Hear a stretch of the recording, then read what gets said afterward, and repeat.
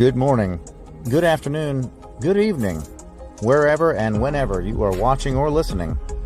This is the Holistic Monitor, and I'm your host, Nick Sconia. The Holistic Monitor podcast is a weekly show featuring guest interviews with discussions about self-discovery, philosophy, spirituality, and our relationship with the world around us. Your support this last year has meant the world to me, and you can now go to holisticmonitor.com to support the topics you want to hear with our new show merchandise, featuring hats, t-shirts, hoodies, and more. You can also support us by simply sharing your favorite episode with your followers. And with that, let's get the show started.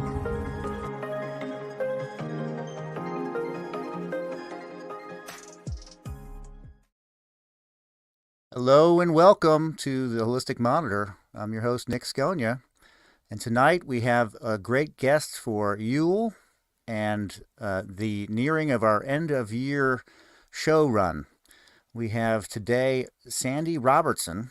She's an RN, a board-certified holistic nurse, and the author of Why Am I Eating This?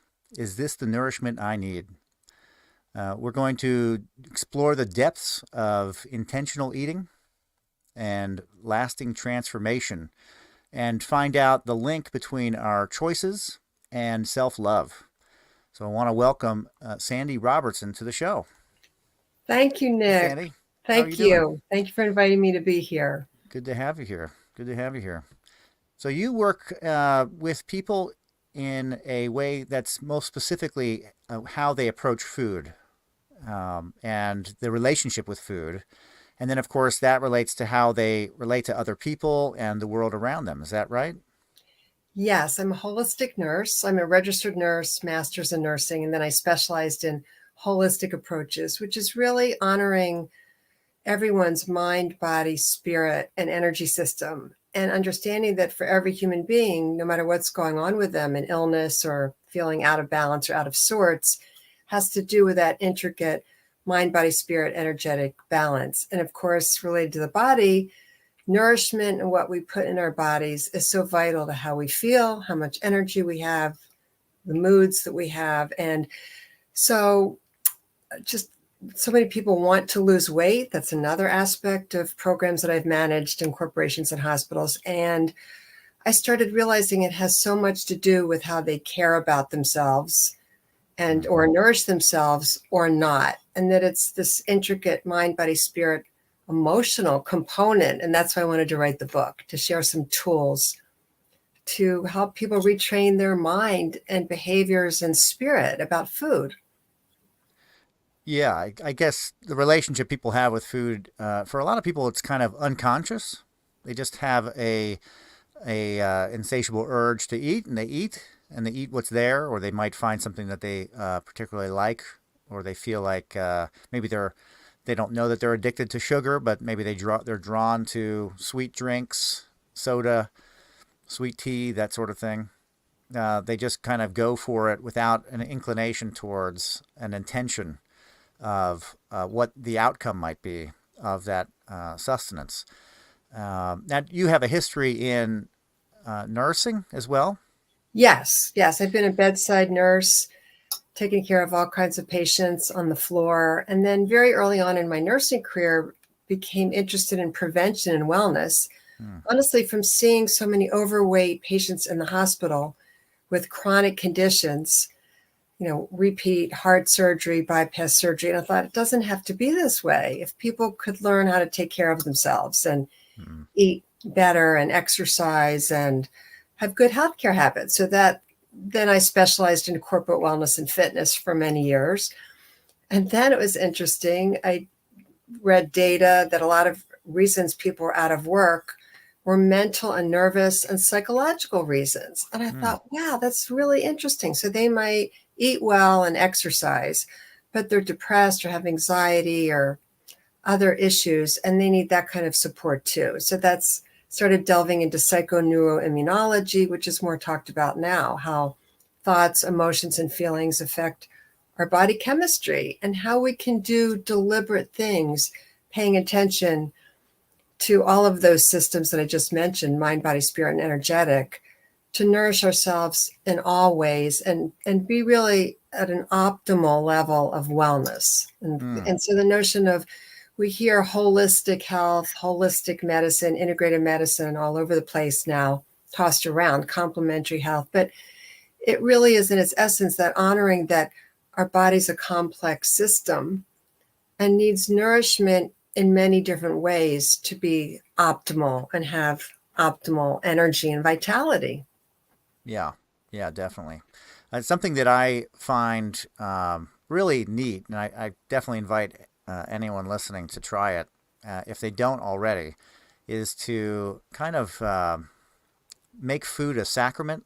And when you're getting ready to eat, I think it's something that a lot of fairly religious folk have kind of a one-up on, is that they give thanks for the food and for the company before ingesting the food. They kind of put it and imbibe this food with this positive affirmation, this positive energy, and then they take it into their body. And I feel like that is a really good beginning step to eating, is just to give the food some thanks. Give thanks for the moment and for the nourishment that's about to come into the body, to kind of notice it and be conscious of it. Is that something that you maybe have seen or have experience with? Absolutely. And in fact, I talk about that in the chapter on mindful eating and mindfulness. And mindful eating is actually just what you talked about, the first part, in being present with the food and pausing and giving thanks and having appreciation for the food on the plate and who all the hands that have been involved from when it was picked or grown wherever. And so with deep appreciation, and in some cultures, as you said, they add prayer and a formal grace, which I think is so nice. That's slowing down and pausing in appreciation. And so whether or not someone is religious, they can still have that moment of deep gratitude and appreciation. And that slows down the process of approaching food. So back to mindful eating, the presence, and then slowly taking the food into our mouths and chewing. People forget to chew. And swallowing, putting our utensils down in between bites and savoring the food and not rushing through, not eating in 5 or 10 minutes. So those are all aspects of mindful eating that can really help people reframe the whole experience of eating, how they approach food, but how you beautifully described it. That very first step of how we approach food can be a beautiful ritual and help serve our deepest nourishment. So thank you so much for bringing that up right away. Yeah. Well, and that also, what I really loved about Italy when I was there a few times, is the pace of eating, which is markedly different. It's almost expected when you go out to eat that you'll be there for 2 or more hours. You pay to sit, so you're like, hey, you're going to be here for the night. You're there to enjoy the environment, and you're paying to sit in a spot that is, beautiful with its environment, and everything's going to be wonderful. The food's going to be great, and it's expected that you're going to enjoy your time and take your time. The pace of eating is a very important thing too. Yes. Now you did a lot of, I'd say, more of the, what would that be called? Your mainstream type of medical care with the nursing. Yes. Yes. And you said basically you were seeing a lot of the effect of bad choices, basically, when it comes down to it. Yes. It broke my heart. And I mean that in the deepest sense of the word, of seeing the impact on families of people having, I mentioned, repeat heart surgery or stent surgery, and chronic conditions, other complications of chronic conditions, whether it's joint replacements from people being obese, or end stage diabetes. And I thought, oh my goodness, so many of these conditions could have been prevented. Yeah. I felt that so strongly. So that drew me right away to prevention. My master's, I focused on preventive wellness and teaching people skills and tools to change their behavior. There's a lot of great data on research on how we can change our behaviors, whether it's exercise, diet, stopping smoking, going to sleep earlier, drinking more water, or eating smaller portions of food. We can retrain our mind and our bodies and our spirits to accept that this much is enough versus supersized portions. So that's a lot of what I talk about in the book too, for people to really, as I said, approach food from that perspective of how much is enough. And is it my body craving fuel right now? Or is it my soul craving something else? Or is it my body perhaps needing, as I said, sleep or water or a good friend or spirituality, social connection, prayer, meditation, music, fun, joy, laughter? Right. That's all nourishment. Yeah, I'm guilty of a few of those things that We all are. I need We more all sleep. are. Yeah. Now, something I have kind of built into myself as a mantra as often as I can is that if I feel like I'm wanting something as far as a drink goes, if anything, that I'm likely thirsty for water, and that anything else is just fooling me. So I've kind of built that into my brain set that, okay, I really want this, but actually I'm just thirsty. And then That's I will great. usually go for water versus whatever it is that I'm drawn to. That's great. But I do eat too much, and I eat at the wrong time of day, and I don't get enough sleep. So plenty of those Well, I'm hitting, that are not the greatest of habits. With food, is it a habit? Is it are we addicted? Is that what happens? Why we get these detrimental effects is that we have this addiction to a certain mindset or flavor or taste or a time of eating? Is it an addiction that we're just compulsively doing it, or is it something that we're just unconscious of? that's a great question, Nick. I think it's a complex formula for everyone, and everyone's physiology is different. I think some people's addiction centers, we have an addiction center in the brain, everyone's different. So I think some people do crave certain foods or substances more than others. However, I have seen many clients retrain their mind. For example, someone who thinks they're addicted to sugar or eats, maybe they don't even call it an addiction, eats way too much Right. sugar. Right. And they decide it's not good for me. I don't like how I feel. I'm gaining weight. I'm not sleeping well. And they stop eating sugar and turn to fruit, fresh fruit, and cinnamon, spices, some foods, vegetables or sweet potatoes, carrots, and they realize they're no longer craving sugar.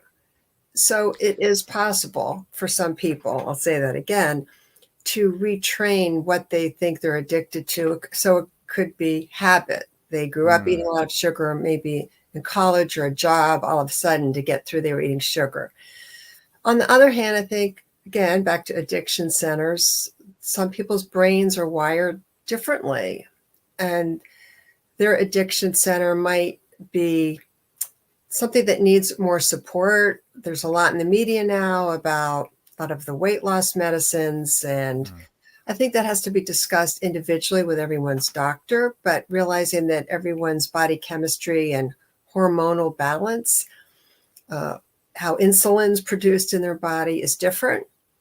So I think people can first try to do it on their own with some of the behavioral approaches, intuitive eating, even 12-step programs like Overeaters Anonymous have helped a lot of people, or some of the commercial weight loss programs. There's a great book called The Hungry Soul, which talks about a lot of the evolution of eating.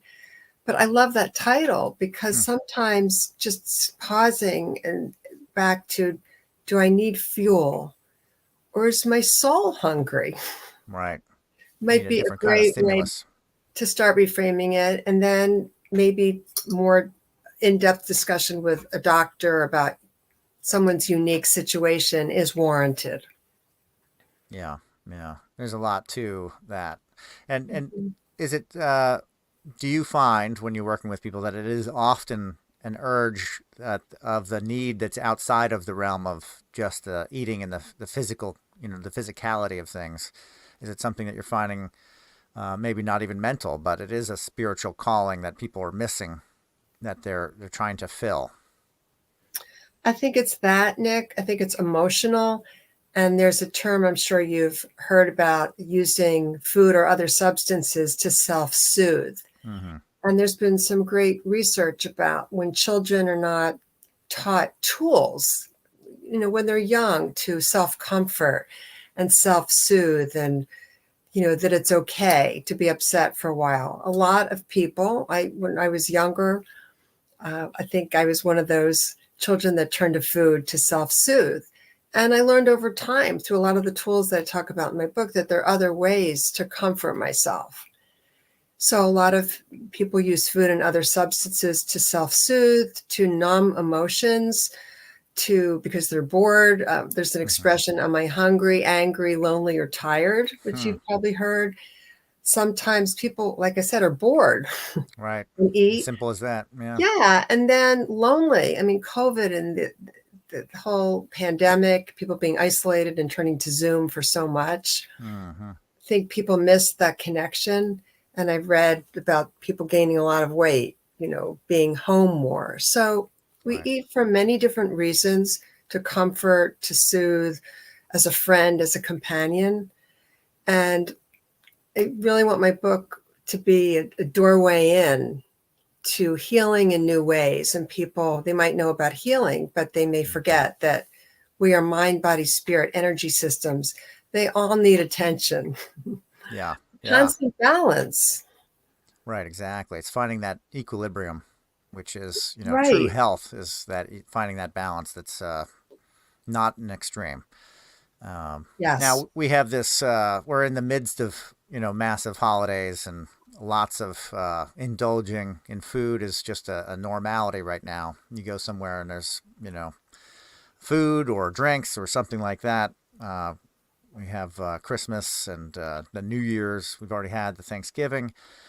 Does your book have really good tools to kind of rescue people from these times where it's just like, wow, how am I going to hold myself back from another piece of pie?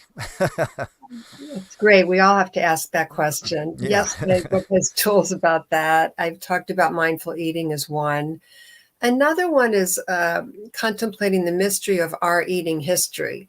So, say we grew up in a family where the holidays, it was like, just eat whatever you want, however much you want, seconds and thirds, go ahead. And we grew up thinking that was the norm. Mm-hmm. And now we may realize, that's not so good. I don't feel good when I eat Right. like that.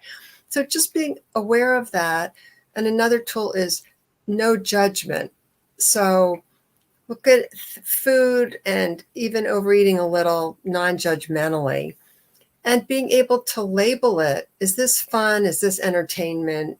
That's great. Is it the holidays versus, is this fuel that'll be good for me right now? And striving for the balance even through the holidays. Another tool in my book, which I really love, is self-talk. We're all talking to ourselves all the time. There's a whole field of psychology, cognitive restructuring, and retraining what we're thinking about. But around food, positive self-talk is so helpful.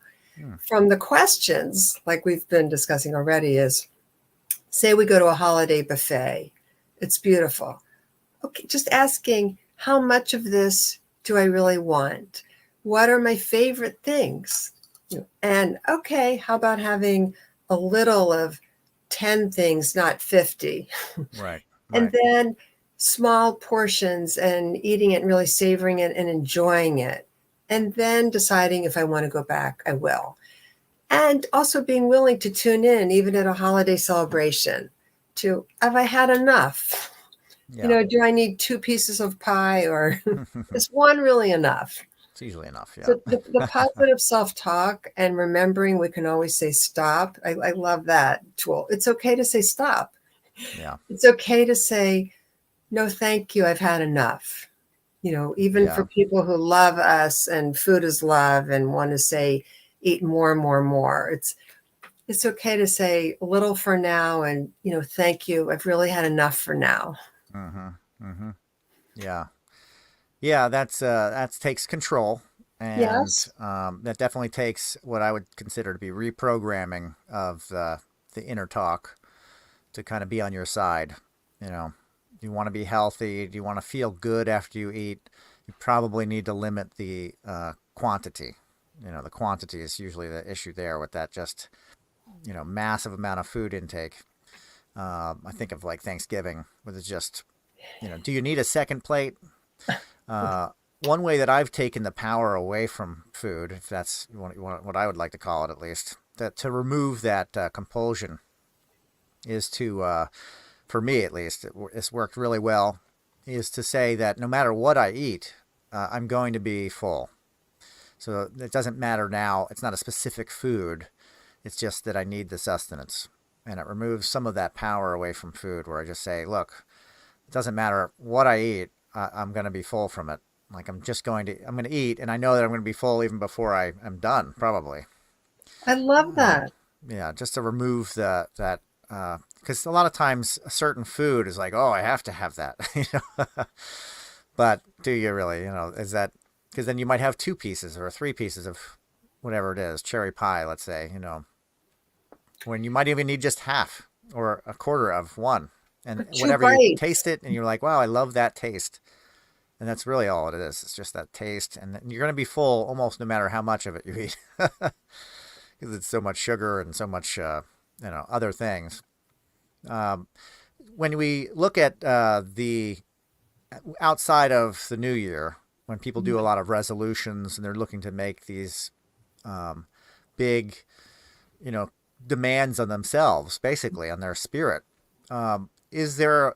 Do you find benefit in creating resolutions throughout the year, um, or is it better to kind of go with the flow of society when everybody's kind of going like, all right, everybody's joining the gym in January, everybody's doing these resolutions to adjust their life. Is that a really good time for people to do something because they're already kind of be surrounded by people in that mindset? Right. Or is it something that they should really try to consistently do? A lot of people have trouble, starting something new. Um, and Definitely. New Year is a tricky time because a lot of people don't follow through with whatever the resolution is. But it is also potentially a good time because everybody else is kind of on board with it. Right. I Maybe. think it can go all ways, Nick, and back to it's individualized and personalized. Some approaches, excuse me, work well. Like it's the new year, I'm getting on the momentum, I'm joining a gym and going every day. But unfortunately, some people set such high expectations for themselves, like I'm going to go to the gym every day, Right. that are not realistic. And then 2 weeks or a month later, you're like, well, I can't go to the gym. And then some of the negative self talk kicks in. Well, then I'm a failure if I'm not going to the gym 7 days a week. So, in health coaching, which I've done a lot of too, setting, they call them SMART goals: specific, measurable, achievable, realistic, and time based. And Mm-hmm. that keyword realistic. So maybe going to the gym 3 or 4 times a week is Right. realistic, and the rest of it, taking a nice walk every day. Yeah. Uh, I believe that setting intentions are beautiful and important throughout the year. For some people, it has to do with a target date around their birthday or an anniversary. For some people, it's seasonal. Mm-hmm. Winter's coming. I'm going to look at my goals for winter in new ways, or spring's coming, or summer's coming. So back to, I think it's personal. I think it's always nice to be refreshing Mm-hmm. our intention and goals, but most of all, besides being realistic, that they be filled with self-love and self-compassion, which I also talk about in my book, having self-love and self-compassion for ourselves. And perhaps we went a little off with certain goals. No worries. Right. I love myself enough to set some new ones and or to fine tune them. That's the beauty of intentions and goals too. We Yeah. always have the right to fine tune them as we grow and evolve and learn new things. Right. And also to change your mind and revert If you get off Yes. course, you can always go back and get back on. Yes. It's not, there's not a Yes. big deal. Don't Yes. beat yourself up over the small things, as it were. Yes. Yeah, yeah. Yes. Now, you do this for people. You work with clients. Yes. You have a special offering that you're doing through Yes. your website.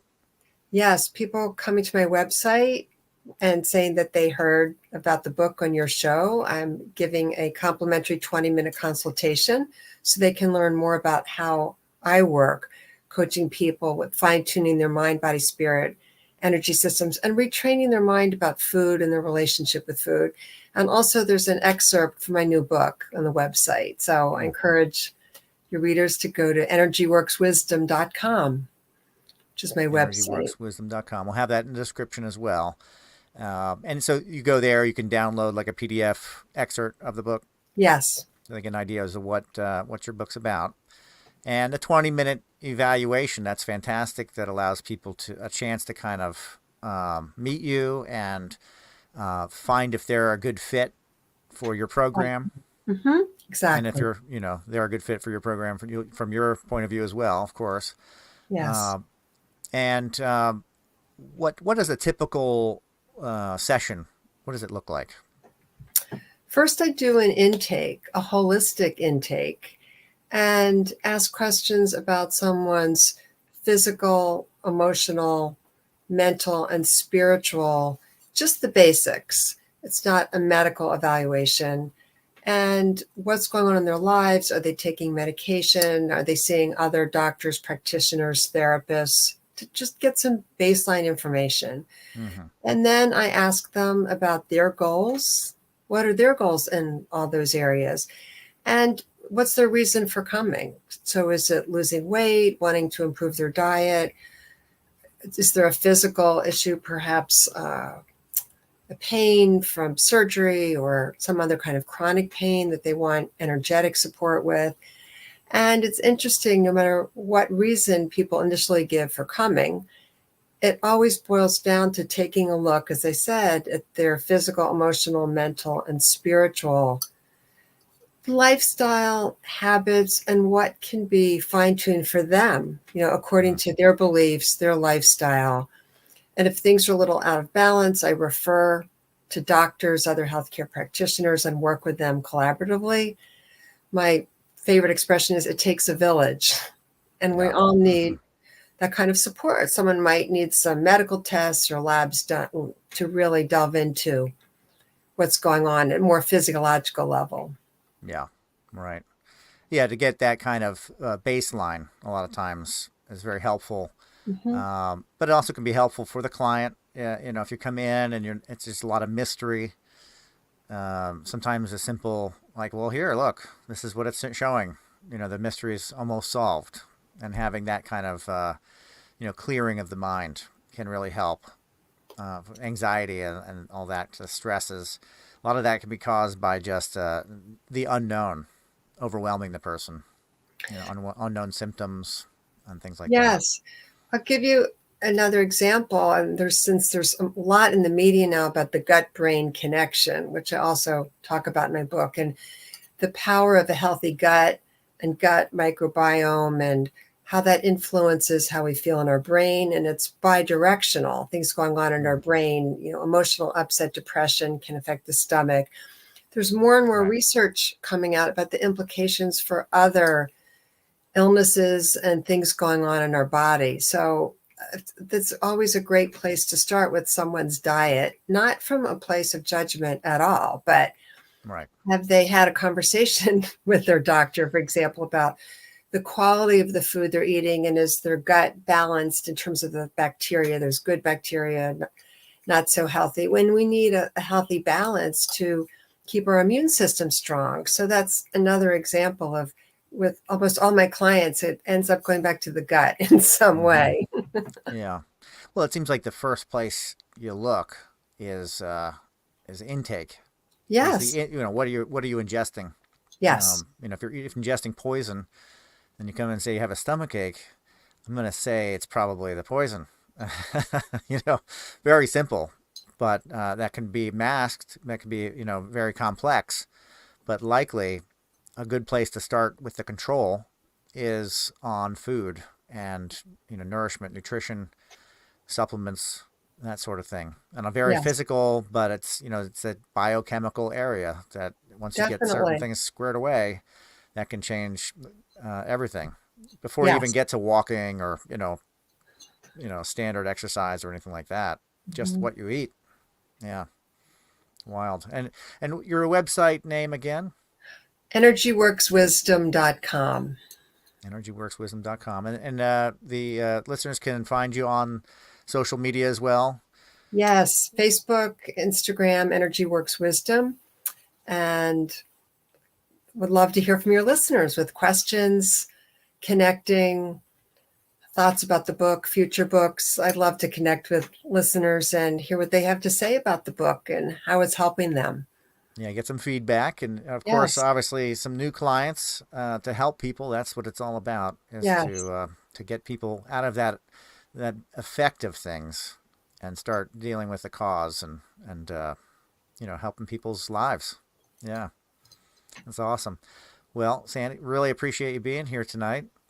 thank you, Nick. Thank you for having me. This has been a great discussion, and I appreciate all of your thoughtful questions. Thank you, and I really look forward to checking out the excerpt on your website, and I may be taking that 20-minute consultation. Would love that. Wonderful. Awesome. Well, thank you again, and take care. Thank you, Nick. Good night.